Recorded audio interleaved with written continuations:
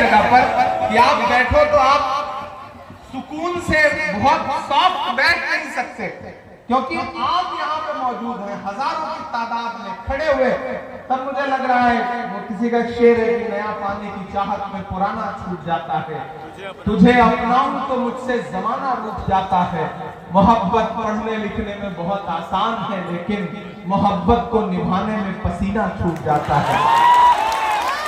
आप मेरी मोहब्बत में खड़े हैं, मैं आपकी मोहब्बत में खड़ा। मैंने इसलिए थोड़ी कहा था कि आप पानी पिलाने लगो, हवा देने लगो, ऐसी कोई जरूरत नहीं। इतना कमजोर नहीं हूं, मोम का पुतला नहीं हूं। हमको उड़ने के तरीके न सिखाओ यारो, पेड़ से आए हैं पिंजरे से नहीं आए हैं। ये दायरे में सिमट के आएगा।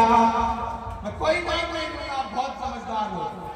एक एक मिसरा, एक एक लफ्ज आपकी धड़कनों की तर्जुमानी करे तो यहां से वहां तक एक एक हाथ उठा हुआ चाहिए मुझे चौथे मिसरे पे कि दायरे में सिमट के आएगा, हर रवायत से हट के आएगा, हर रवायत से हट के आएगा।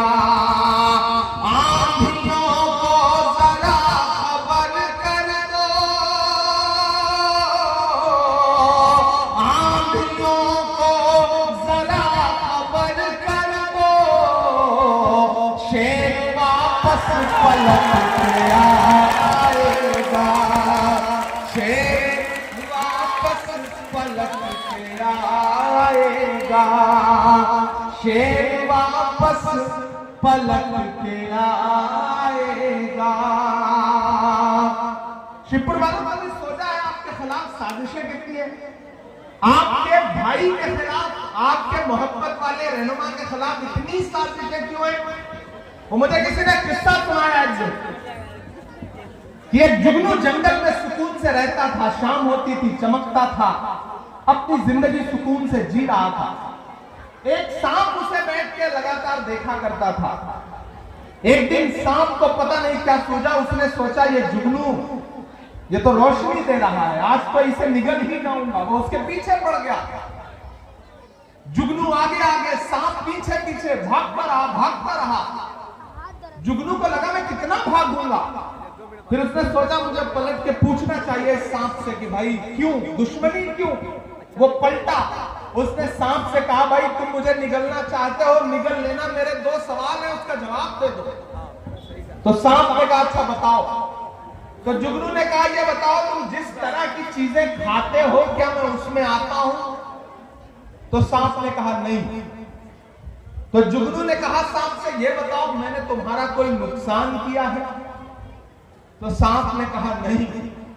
तो जुगनू ने कहा कि जब मैं तुम्हारी पसंदीदा खाने वाली चीज भी नहीं हूं, मैंने तुम्हारा कोई नुकसान भी नहीं किया है, तो तुम मुझे मारना क्यों चाहते हो?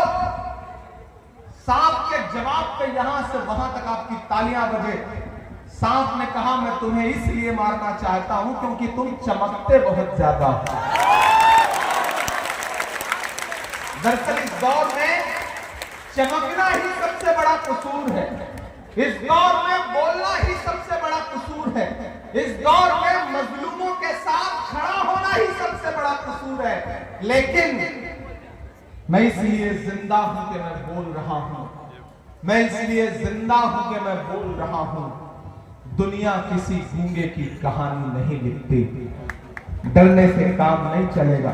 हम डरने वाले लोग नहीं हैं। अमीरे शहर तेरा हुक्म मान ले लेकिन, अमीरे शहर तेरा हुक्म मान ले लेकिन किसी फकीर की आवाज रोक लेती है। तमाम शहर तेरे हक में बोलता है मगर मुझे जमीर की आवाज रोक लेती है। हम जमीर की आवाज पर बोलने वाले लोग हैं, आगे बढ़ने वाले लोग हैं। मैं एक नज्म सुनाता हूं आपको, इन दिनों पूरे मुल्क में इस नज्म को पढ़ रहा हूं। आपने देखा होगा कि पिछले 2 साल से हिंदुस्तान की पार्लियामेंट में हूं और आपके हर मुद्दे पर वहां लड़ रहा हूं।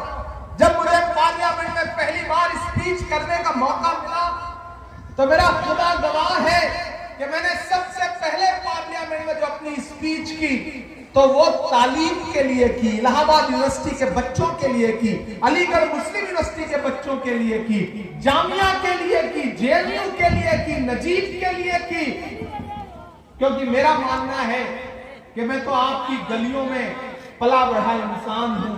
आपकी दुआओं ने इतना बड़ा बनाया कि आज हिंदुस्तान के सबसे बड़ी अदालत में, सबसे बड़ी पार्लियामेंट में मेंबर ऑफ पार्लियामेंट बन के बैठा हूं। तो ये आपकी दुआओं की वजह से हुआ है। मैं इन दुआओं का कर्ज उतारने के लिए यहाँ पे आया हूँ। एक दिन हम सारे लोग पार्लियामेंट में बोल रहे थे तो एक साथ 146 एमपी, 146 146 एमपी एक साथ सस्पेंड कर दिए गए। जब मैं पार्लियामेंट से बाहर निकला तो मीडिया के साथी खड़े थे। उन्होंने कहा इमरान साहब सस्पेंड कर दिए गए, बुरा लग रहा है। मैंने कहा नहीं, खुश हूं, ये तो हमारे लिए तमगा है, अवार्ड की तरह है। बोलने पर सस्पेंड किया गया है तो हम तो बोलते रहेंगे। मैंने एक नज्म वहीं पर कही और मीडिया के साथियों को सुनाई, आपको भी सुनाता हूं।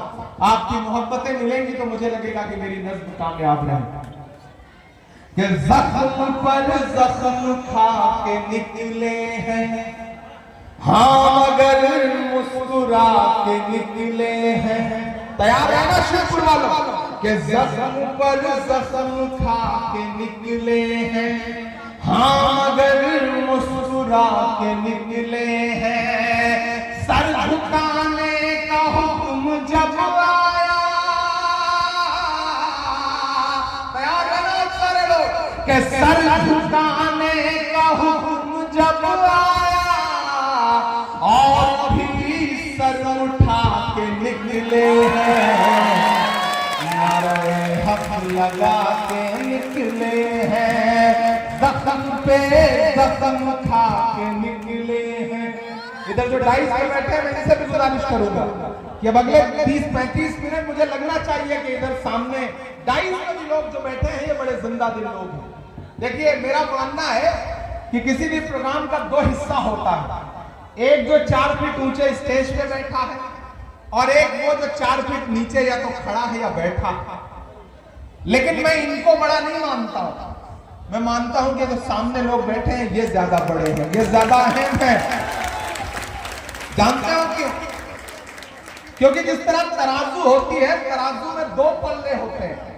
किसी भी प्रोग्राम में भी तराजू के 2 ही पल्ले होते हैं, एक इस तरफ होता है, एक सामने होता है। सामने वाला नीचे होता है, ये ऊपर होता है। लेकिन जो ऊपर है इसका मतलब ये नहीं कि वो मोतबर है और जो नीचे है वो कमतर है, ऐसा नहीं है। मेरा मानना है कि तराजू का वही पल्ला नीचे होता है जिसमें वजन ज्यादा होता है। आप ज्यादा वजनदार लोग हैं, आपके बिना इस प्रोग्राम की कोई अहमियत नहीं। कितना भी सजा लो, तिरंगे से सजा लो, कितने भी खूबसूरत खूबसूरत रंग लगा लो, लेकिन जब तक आप नहीं तब तक किसी प्रोग्राम की कोई अहमियत नहीं। मैं फिर से पढ़ता हूं कि जख्म पर जख्म खा के निकले हैं, हाँ मगर मुस्कुरा के निकले हैं। सर झुकाने का हुक्म जब आया, सर झुकाने का हुक्म जब आया और भी सर उठा के निकले हैं, नारे हक लगा के निकले हैं, नारे हक लगा के निकले हैं।